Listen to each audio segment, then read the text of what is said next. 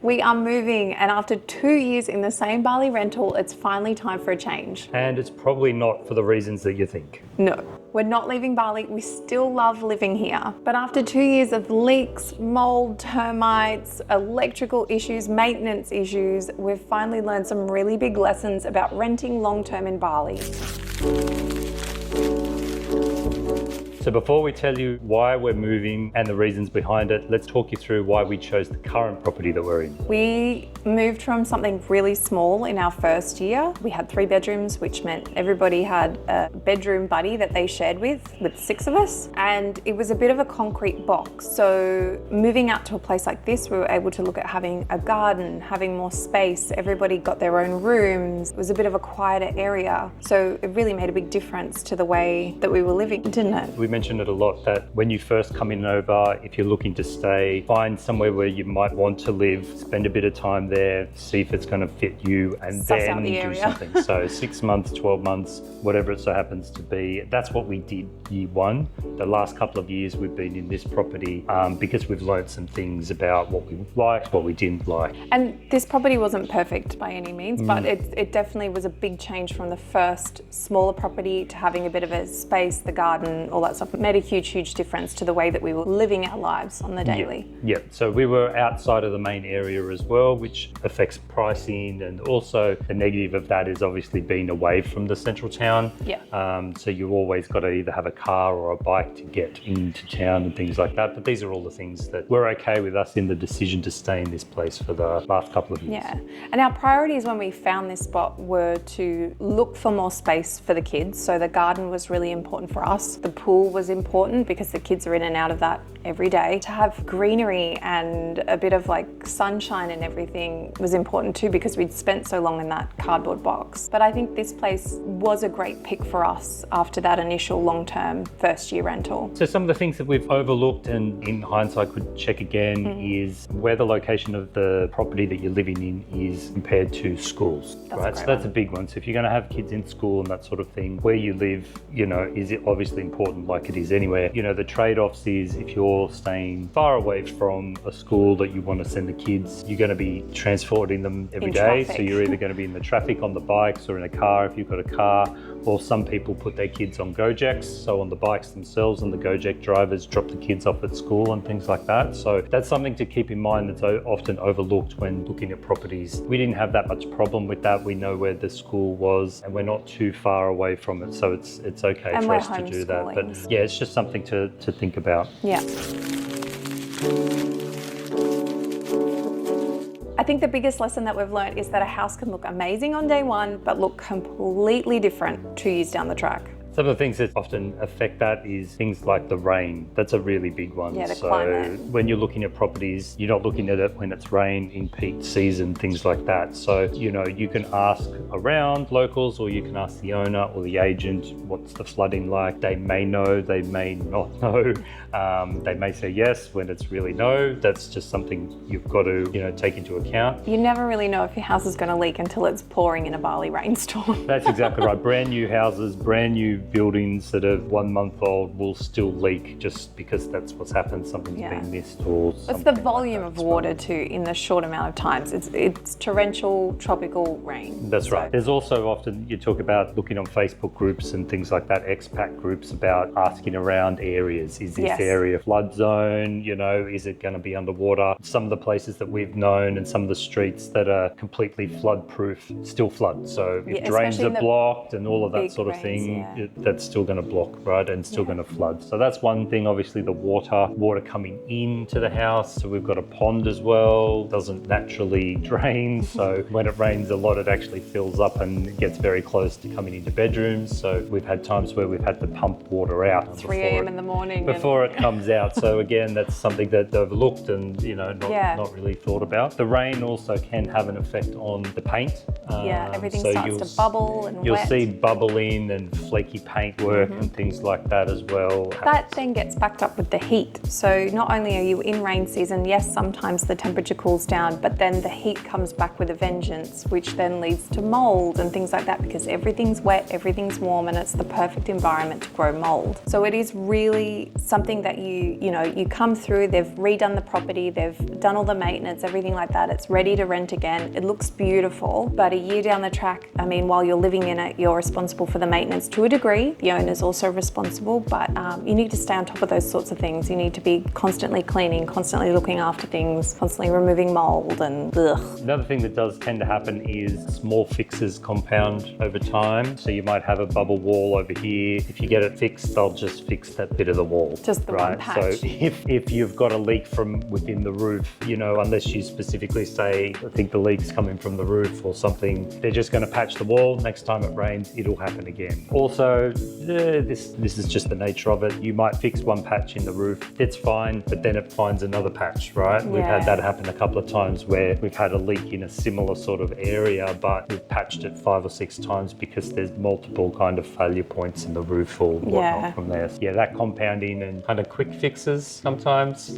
It's quick fixes, not thorough fixes. I think like they just address the cause of issue really. They do it quickly, and they've always done it in a timely manner for us. The landlord's been great, but it's just not that forward thinking of, oh, well, if I fix it here, maybe there's another spot down here I should look at, or something like that. Just something to be mindful. Yeah, absolutely. So some of the things we noticed through the first year of staying here, obviously, was that bubbling paint and the mold and everything like that. But definitely in this second year, there's been a lot of things that living long term in a place have really kind of reared their head a little bit. So we've had mold treatments out and done and things like that to the house, but it has gotten particularly worse in that second year. There's also been things like big electrical fixes. We had that big one in the roof that kept blowing the circuit breaker, and we had sparks going everywhere, and the power would shut down everywhere because the tiles had rubbed on a cable in the roof and exposed the whole cable. So again, that's over time, you're not going to know, but it just happens, and then things need to be fixed. Something else more kind of general point is over a couple of year period, we don't have a garage or a carport sort of thing for the bikes. So again, this is just something little. So we've had the bikes kind of weather a little bit more because they've been kind of under trees. They've been exposed, It's just more of a general sort of long-term sitting scenario as well. And also you get the things like the bigger trees grow even bigger over that 2-year period, lopping down branches and keeping things tidy, power lines. Yes. Something that, just to be on top of, because if nobody else raises it, it will just keep happening. It'll just keep growing. Yep. Some of the horror stories, these weren't particularly funny at the time, but looking back, we can kind of laugh now. It's either laugh or cry, so That's exactly right. That's exactly right. So I think some of the, again, we've mentioned the pond that's continually there, so it makes it tricky if we... Makes it tricky to go away in wet season. Exactly. And a classic example, it'll pour down rain in Bali at 1 o'clock in the morning, and you'll be lying there thinking it's not too much rain, but it's actually been a lot of rain. So we've woken up, turned the lights on outside, and the water... It's lapping at our bedroom door. Literally this far away from getting in. So, 1 o'clock in the morning, you're running around trying to get water out of this pond. That's very specific to us. Yeah. But then there's things like you electrocuted yourself in the backyard when we found a live wire in the backyard. Yeah, so we had there was a light switch that nobody knew about in the backyard, which was on a stump. Didn't know what it did. Still don't know to this day. So the stump actually fell over because we had some termites and the stump fell over. So I was cleaning it up and just pulling the lead wet into the ground. So again, I was just gently pulling it up, but in the ground, it was actually cut. So as I was walking my way down, pulling this lead up, it got a little bit electrocuted, which wasn't the best. So we dropped that one, and we obviously get the electricians out to fix all of that sort of stuff up. And another point on electricians was we had one light switch in the house that every time you'd turn it on, it would spark and blow the whole fuse in the fuse box, and the whole house would shut down. So we left that light switch alone, called the electrician, and that's when we found that exposed wire in the roof, and it was sparking. It was actually like to the point where it was extremely dangerous and could have caused a huge house fire, but that was fixed, thank goodness. Yeah, very dangerous. Often you'll find it's different with pool filters in Bali. They often have a sunken filter and a sump to keep the water topped up and things like that. It's a little bit different to Australian pumps, where Australian pumps are typically on the ground. So ours is buried quite deep, I'd say maybe 2 to 3 meters under the ground. Yeah. Big rains that can flood, but we had a pipe. No, the filter itself, kind of failed a little bit. The seal broke or something, and that actually flooded nearly to the top where all the power points were and stuff for the pump. That was another, oh my gosh, moment that we had to kind of think about. Yeah, and again, you're dealing with this in rainy season as well. So trying to find tukungs who are trying to fix thousands of roof leaks and all that sort of thing, it was a bit of a waiting game and it was very dangerous. But we are glad that that was fixed and sorted as well. Which probably, speaking of rain, like the amount of leaks that we've had in this house in the same consistent spots has been frustrating. So you'd think you'd fix it, you'd think you got it, you've had the tukungs out for half a day, they're on the roof, they're painting all the things, doing all the no-drop seals, but it rains again and then it leaks again. And then we're fighting this constant battle of water in the house and mould. Just wet in the morning, like overnight, getting close to beds and moving beds. And at one point we had a river running through the house because it would just flow from the roof, floating through the house, drip, drip, drip. And it was just, 2-3 meters long of river on the tile floors, which again is not fun in the morning when you wake up and you go for a slip across the tiles. My other pet peeve that has driven me absolutely nuts, and especially in this house because we have so much wood, is termites. Every single day I am sweeping up termite poop and it is driving me crazy, to be completely honest. Especially our doors like this behind us, every morning you open them and you step over the termites because everything is sprinkled down and it's just all on the floor. It's gross. Yeah. So again, that's a treatment thing. It's just not treated here. It's not looked after. We can get people out to spray, and we have done to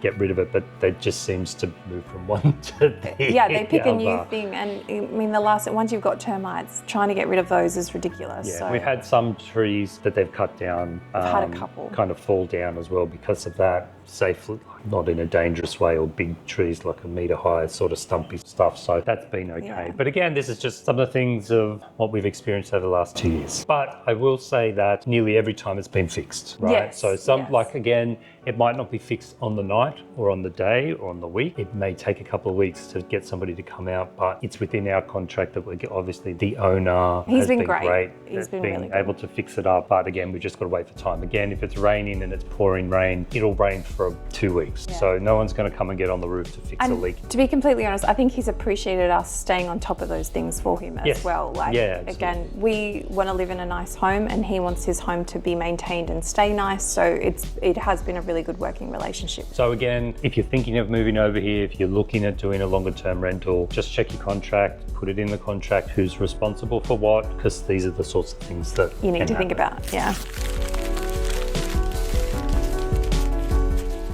So they're some of the horror stories, but some of the good points that we've really liked about this place. I love the garden. I love the wildlife, except for the monkey in the bathroom.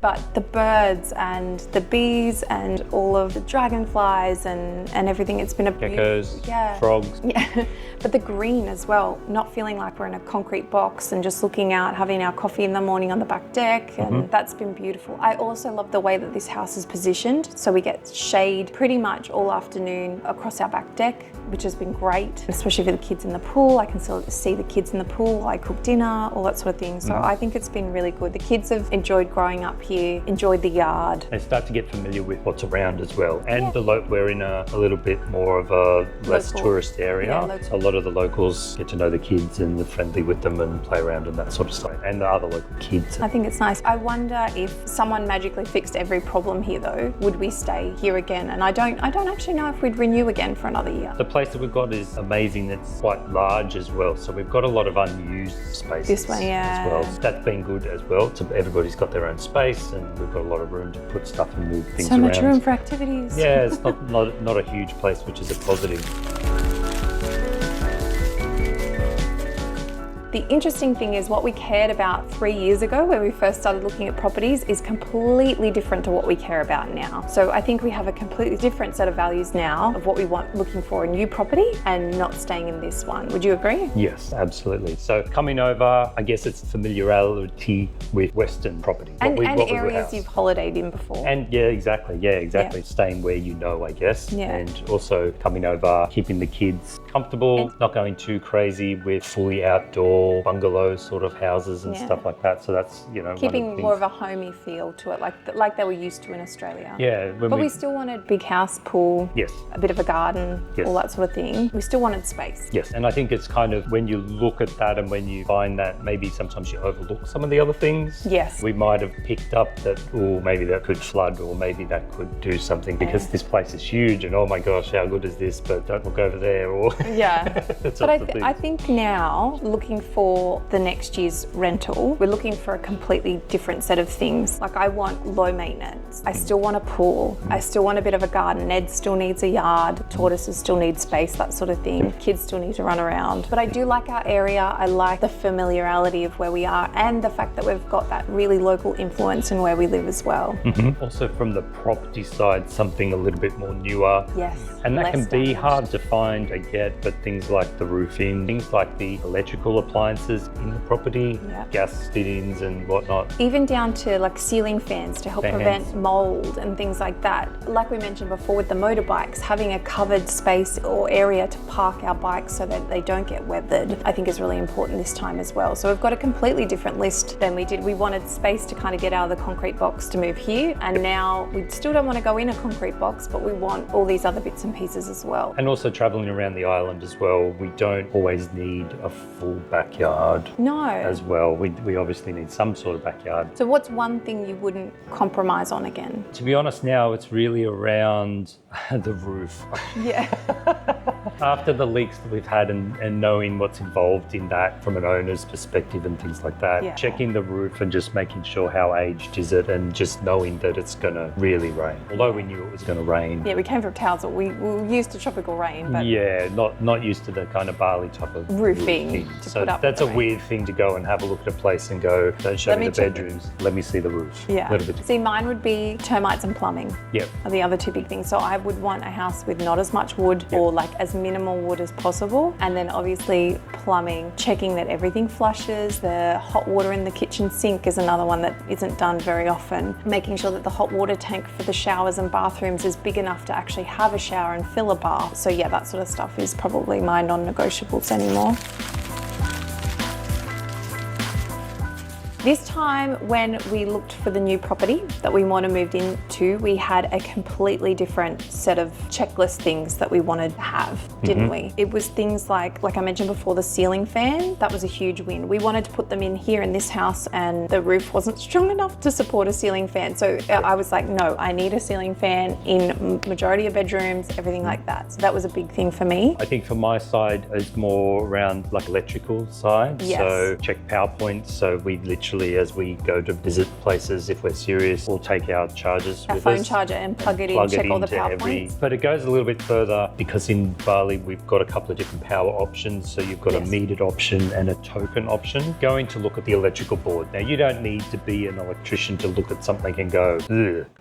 That doesn't kind of look I think even I can do that. Like it's not ideal. For me, safety is important. We've had the scare with the place that we have been in, making sure that the electricity is fine, it looks okay on and the it's outside. the correct wattage for what our family needs and runs at. That's another good point that a lot of people don't realise is that the properties have different levels of watts that they can go. So if you're running, I don't know, 3 TVs, 4 air cons and then turn the kettle on, electric kettle on, you could blow the system, right? So that's something to ask if you're what wattage your property runs on. Then it obviously if you're going to be using the electricity all day, but a simple quick check of the meter, seeing what that is like, and then asking if it's token or metered and then what that means. And for me, another big one is airflow. So for this new house, we have very open house here, lots of airflow. That's really important. I love fresh air, I love breeze. So making sure that that was still available to move around the house. And also too with the mold and the dampness, everything like that, drying clothes in winter is hard, so you still want airflow, you still want moving air. Yep, I think that's another thing about drying clothes. If you're super boxed in, you're not going to get a lot of sunshine, a lot of daylight, so we need to have some sort of sun that we can hang everybody's clothes out of, the sheets and all of that. If you go too small, it becomes really tricky. Another thing from here that we don't want to repeat again is proper drainage. So making sure that any excess water and everything is properly evacuated from the property,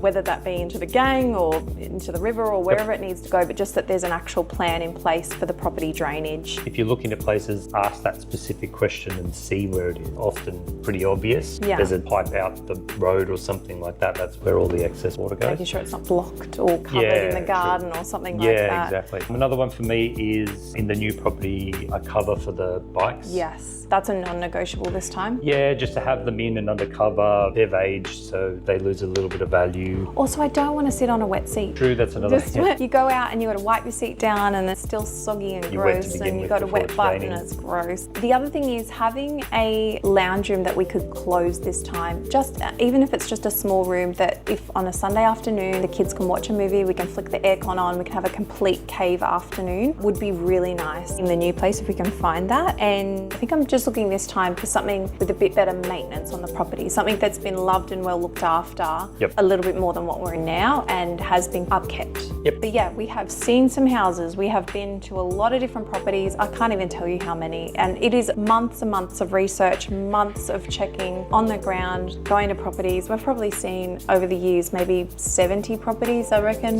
in the 3 years of looking for houses, and we're always looking before our lease is due a good couple of months. You know, that 6-month period before it's due again. Do we start to look? Do we move? Do we check? Do we check different locations? Do we want to move to a different part of the island? There's so many questions involved. Because we've got 6, for 3 or 4 people, there's a lot of options out there.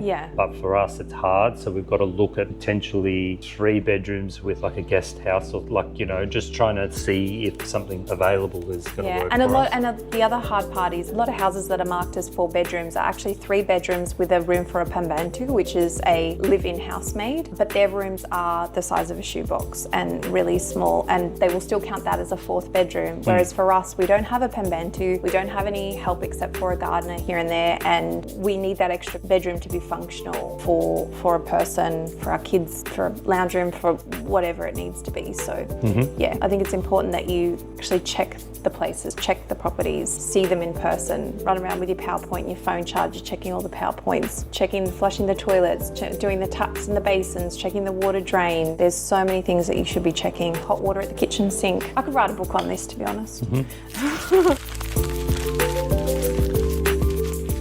So this is why we haven't signed long-term 5, 6, 10-year lease. Yeah, I like the availability to pick up and move. Yes, that's the biggest one. Yeah, and also too, you sign for 12 months, the problems start to rear their head a couple months in, things can progressively get worse. If you have a landlord that's not willing or able to help, it can get really bad by month 12, and you're pretty happy that you've only signed for 12 months. In saying that, you can get cheaper prices, cheaper properties. You sign for 2 years, 3 years, 5 years, 10 years, absolutely you can save money doing it that way. But I like the availability just to throw everything back in our suitcases. And yeah, the other big thing obviously is if you do a 5, 10, 15, 20-year lease, you've got to pay that up front. Yes. We don't have that sort of capital to put that down straight away, and you're stuck. Not necessarily stuck, but it's yours. You've got to maintain it usually. Yeah, find the tukang, do all the things. Right? Yeah, it's a lot of And work. a lot of things change. Another big one is construction around in the more prominent popular areas is crazy. It's come into some of the smaller areas, even where we are, we're outside of it, what we thought was. Yeah. And we've got construction starting all around us. So yeah. And 2 years ago, there was none. That's exactly right. There was no construction. You may end up finding that if you've got what you think is a great place, in year 2 or 3, it becomes a construction zone, which isn't ideal. I think too, thinking on that, if we had signed a 5-year lease, we would still have 3 years left in this property. And that's a long time to still put up with the termite poo every morning and still, you know, even though we've had it treated. And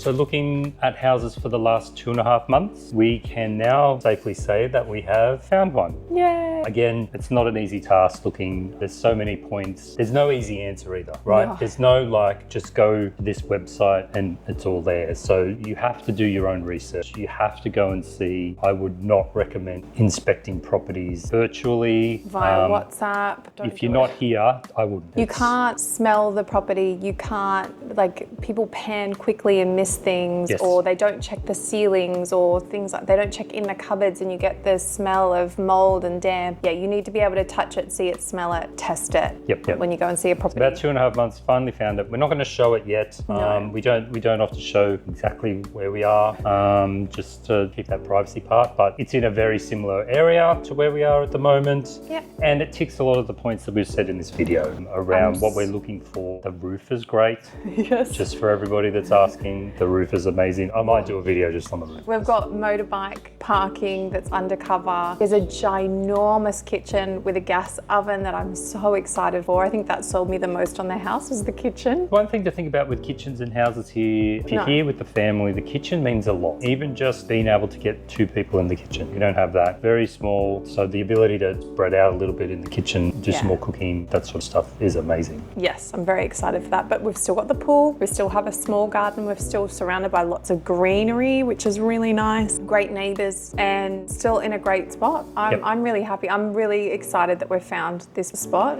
Yes, and we've been talking a lot with the owner. So we inspected the property 4 or 5 times on different days, different hours of the day.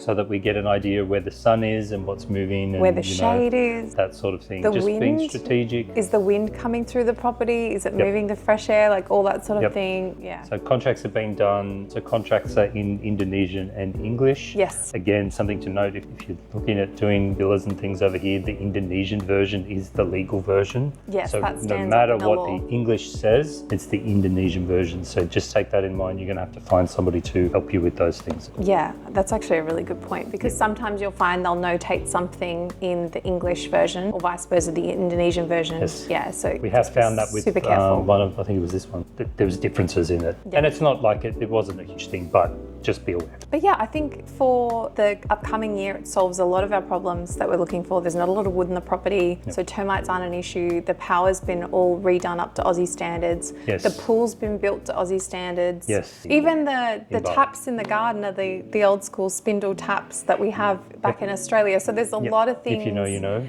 Yeah, there's a lot of things that we're super excited for just for the ease of maintenance, ease of care, all that sort of thing. And it fits our family really well. We've still got space, but we've all still got our own spaces as well. I think to note as well, it's still an upfront yearly payment. So you pay the whole lot upfront, you pay a deposit, you pay a bond still, but you paid the full amount. So that is something that a lot of people coming over here get caught out a little bit with. If you're coming over here just on savings, half your savings gone, maybe more, depending on where you're living and what you're doing. And the other thing we've always done with our contracts too is have it in writing that we have the option to renew. So at the end of that, a couple months before your term finishes, the owner will come back to you for first preference and say, would you like to renew? I mean, obviously, we've been really lucky. We've had great relationships with our owners that we've moved into their properties. We've always let them know what we're doing well in advance and obviously maintain the property in the meantime. So they've been really good to us. But yeah, we've got that written in. So hopefully it'll be a really nice stay for us for the upcoming 12 months. So now we have to move all of our things. So that'll be another video trying to move for wet season so we don't have to move for a little while, which is great. Gives us a bit of time to kind of declutter. Yes. After 2 years in one space, things creep up on you a little bit. And also too, things like, I know everybody laughed when I bought my collapsible bathtub, but this new property has a bathtub. All of the bathtubs in this current property weren't usable. So it's something that you've got to think about. Okay, well, I've bought it to suit this house, but do I really need it in the next house? And I think it'll just become a glorified dog washing baths now. Probably.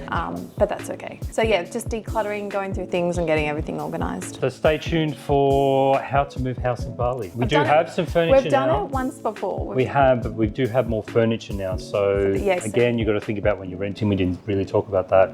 Is it furnished? Is it not furnished? Do you need to go buy things? So we needed to buy beds and a lounge. And what's classified as semi-furnished. It's very different property to property. Yes, all good things coming. So I think for us, moving isn't about getting a new house this year.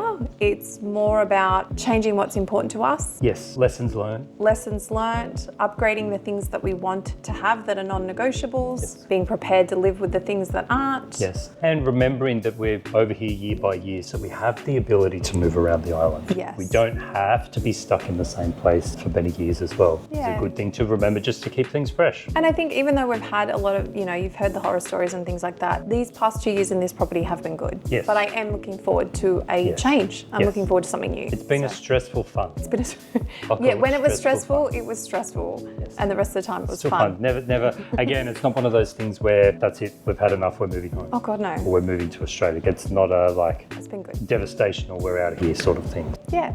All right. Well, stay tuned for the new house update soon. But that's it. We're moving. We're very excited. See you later. Thanks, guys. Bye.